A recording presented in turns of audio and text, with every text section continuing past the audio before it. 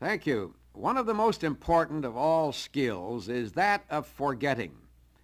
It is said that a man is what he thinks or what he eats. A man is also what he forgets.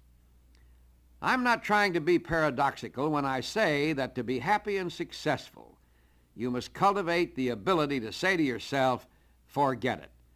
It may not be easy, but neither is it as hard as you might think. But one thing is certain, you must learn to forget.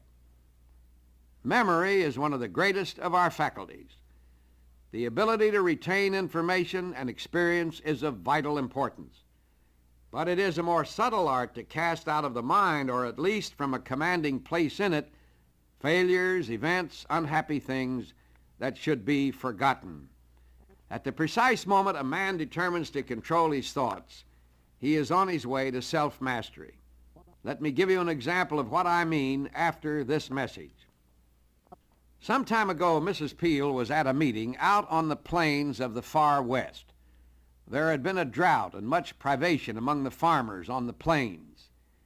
At dinner, she sat across the table from a hard-bitten old North Dakota farmer, a shy man with big, rough hands. She tried to interest him in conversation. "How are the crops this year?" "The crops? Well, I guess there aren't any crops this year," he replied. She asked, "Why's that?" "Well," he said, "first the grasshoppers ate up nearly everything. Then came a dust storm that destroyed what was left. But I was lucky. I got in nearly 5% of my crop, but my brother, who lives near me, didn't get in anything." The devastation was so awful that she was awestruck and finally asked, "Well, how do you feel about that?" "Oh," he said, "I don't think about it anymore. You see, I aim to forget it." That old man had found a solid philosophy in disciplining the mind. He aimed to forget it.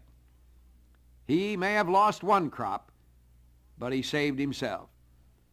Of course, some people can do that by force of will, but most people are not endowed with that much power.